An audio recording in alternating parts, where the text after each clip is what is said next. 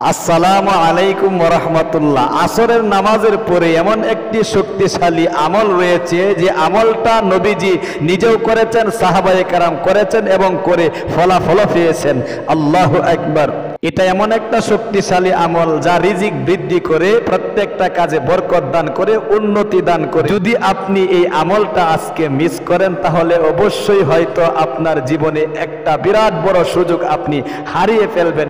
এই জন্য একটা সেকেন্ডের জন্যও আজকের এই ভিডিওটা স্কিপ করবেন না। আজকে আমি আপনাদেরকে আগে শব্দে শব্দে দোয়াটা শিখিয়ে দিব, এরপরে আমলটা কিভাবে করবেন নিয়ম কানুনটা ইনশাআল্লাহ আপনাদেরকে বলে দিব। এই জন্য অনুরোধ করে বলবো আগে দোয়াটা শব্দে শব্দে আমার সাথে সাথে সহি শুদ্ধ উচ্চারণে শিখুন ইনশাআল্লাহ। স্ক্রিনের মধ্যে আরবি এবং বাংলা উভয় অবস্থায় দিয়ে দিচ্ছি, আমার সাথে সাথে শব্দে শব্দে শিখুন। আল্লাহুম্মা ইন্নী আউযু বিকা, বলেন আউযু বিকা মিনাল কুফরি ওয়াল ফাকরি ওয়া মিন আযাবিল কবরি। বলতে হবে, একটু কষ্ট করে বলেন না। লা ইলাহা ইল্লা আনতা। নিয়ম কারণটা বলে দিচ্ছি, আগে শব্দে শব্দে কয়েকবার উচ্চারণ করে শিখুন দোয়াটা। আল্লাহুম্মা ইন্নী আউযু বিকা মিনাল কুফরি ওয়াল ফাকরি ওয়া মিন আযাবিল কবরি। লা ইলাহা ইল্লা আনতা। আল্লাহু আকবার। অর্থটা হলো অনেক চমৎকার, অর্থটা বলে দিচ্ছি, এরপরে নিয়ম কানুনটা বলে দিচ্ছি। দেখেন, আল্লাহুম্মা মানে ওগো আল্লাহ, ইন্নী আউযু বিকা আমি তোমার নিকট আশ্রয় চাচ্ছি, মিনাল কুফরি যত ধরনের কুফরি রয়েছে এই কুফরি থেকে, ওয়াল ফাকরি এবং যত ধরনের দরিদ্রতা রয়েছে, অভাব অনটন দুঃখ কষ্ট পেরেশানি, এ থেকে আমি তোমার নিকট আশ্রয় চাচ্ছি। ওয়া মিন আযাবিল কবরি, আহারে জাহান্নামের আগুন আমি সহ্য করতে পারবো না, জাহান্নামের আগুন থেকে তোমার নিকট আশ্রয় চাচ্ছি। লা ইলাহা ইল্লা আনতা, তুমি আমাকে জাহান্নামের আগুন থেকে বাঁচাও, কারণ লা ইলাহা ইল্লা আনতা তুমি ছাড়া তো আমার আর কোনো উপাস্য নেই, তুমি ছাড়া তো আমার আর কোনো ইলা নেই। আল্লাহু আকবার। এটা হলো এই দোয়ার অর্থ। আপনি এবার আসুন প্রিয় দিনী ভাই এবং বোন, এই দোয়াটা যে পাঠ করবেন, এই দোয়ার একটি ছোট্ট ফজিলত রয়েছে। এই ফজিলতটা আপনি শুনলে আপনার মনের মধ্যে আগ্রহ জাগবে। এই দোয়াটা কিন্তু তিরমিজি শরীফের 3579 নম্বর হাদিস শরীফের মধ্যে উল্লেখ করা হয়েছে। এই দোয়াটা শুধু রিজিক বৃদ্ধি করে তা নয়, আপনার ঈমানকে হেফাজত করা, ঈমানকে রক্ষা করা এবং কবরের জিন্দেগিতে আপনি যাতে শান্তিতে থাকতে পারেন, এটাও কিন্তু এই দোয়ার বিশেষ চাবিকাঠি। আল্লাহু আকবার। বিশ্বনবী এই দোয়ার উপর আমল করতেন এই জন্যেই, কারণ তিনি জানতেন এই দোয়ার মধ্যে দুনিয়া এবং আখিরাত উভয় জাহানের সফলতা রয়েছে। একজন সাহাবীর ঘটনা শুনলে তো আপনি অবাক হয়ে যাবেন।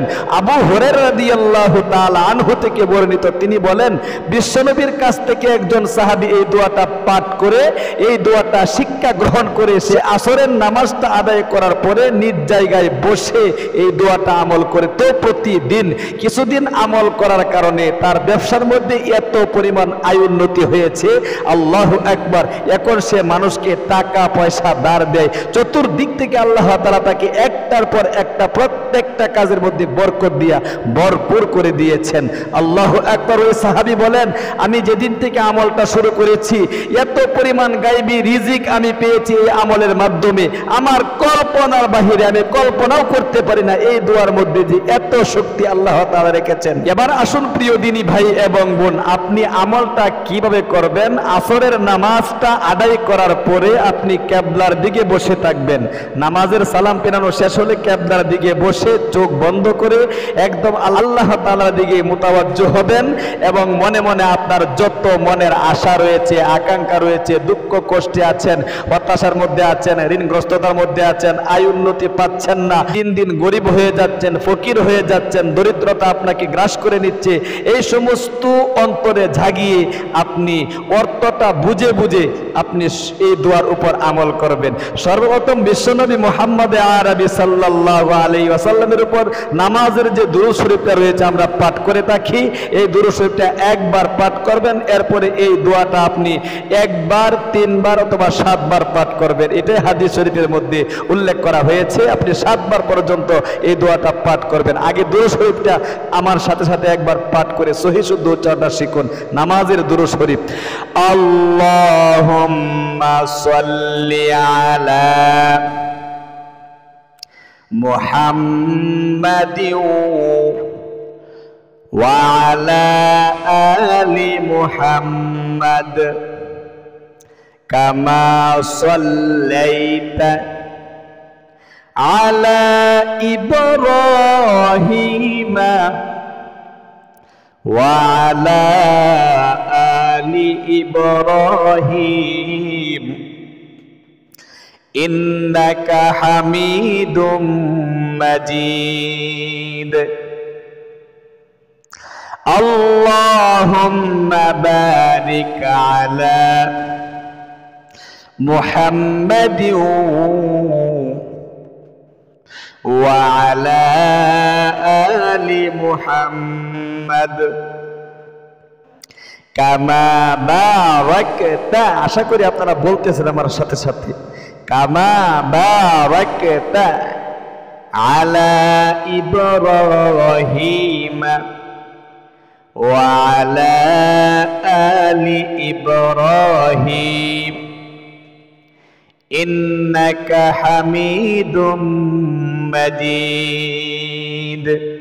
একবার এই দুরূদ শরীফটা পাঠ করে এরপরে আপনি এই শক্তিশালী দোয়াটা 7 বার পাঠ করবেন। আবারও পাঠ করে দিচ্ছি একবার, আল্লাহুম্মা ইন্নী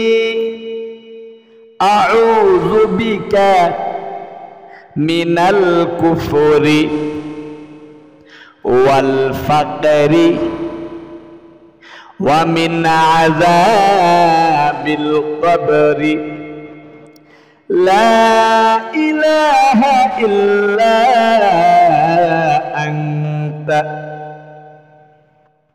আল্লাহু আকবার 7 বার পাঠ করে আপনি মন থেকে একদম সংক্ষিপ্ত মোনাজাত করবেন এরকম ভাবে, আলহামদুলিল্লাহি রাব্বিল আলামিন ওয়াসসালাতু ওয়াসসালামু আলা সাইয়্যিদিল আমবিয়াই ওয়াল মুরসালিন ওয়া আলা আলিহি ওয়া আসহাবিহি আজমাইন। 1 নম্বরে বলবেন, আল্লাহ জীবনে অনেক অন্যায় করেছি, পাপ করেছি, জীবনের যৌবনের গুনাহগুলো আমার দয়ে মুছে সাফ করে নিষ্পাপ করে দাও। আল্লাহ গো, আসরের নামাজের পরে মাগরিবের নামাজের আগে দোয়া কবুলের সময় তোমার নবীজি বলেছেন, এই দোয়াটা আমল করেছিল তোমার নবীজি এবং তোমার নবীজির সাহাবায়ে কেরাম।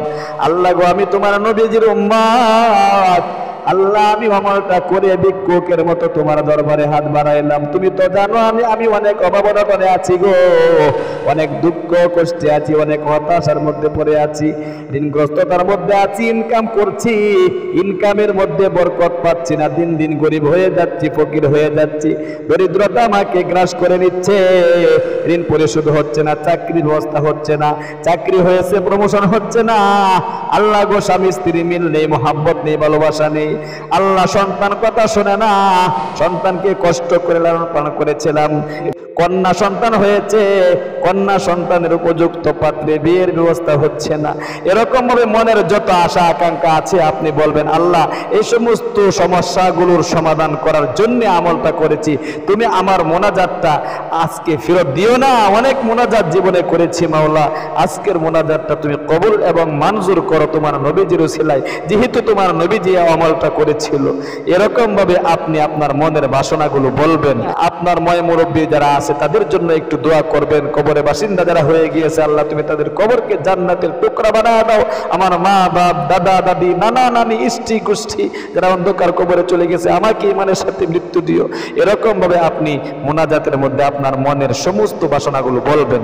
সর্বশেষে বলবেন আখিরি তামান্না ওয়াজাল কালিমাতুনা ইনদাল মাউতি লা ইলাহা ইল্লাল্লাহু মুহাম্মাদুর রাসূলুল্লাহ সাল্লাল্লাহু আলাইহি ওয়াসাল্লাম। তাহলে প্রিয় দিনী ভাই এবং বোন, আমলটা আজকের থেকে ইনশাআল্লাহ শুরু করবেন, নিজেও করুন আর একজন ভাই বোনকেও ইনশাআল্লাহ আমলটা করার একটা শেয়ারের মাধ্যমে সুযোগ করে দিবেন। হতে পারে আপনার একজন ভাই বোনও সে রিজিকের মধ্যে বরকত আনতে পারে আল্লাহ তাআলার কাছ থেকে এই আমলটা করার মাধ্যমে। আল্লাহ তাআলা আপনাদেরকে সেই তৌফিক দান করুক, আমিন। আজ এই পর্যন্তই, দেখা হবে অন্য কোনো ভিডিওতে। সেই পর্যন্ত সকলে ভালো থাকুন, সুস্থ থাকুন। আসসালামু আলাইকুম ওয়া রাহমাতুল্লাহি ওয়া বারাকাতুহু।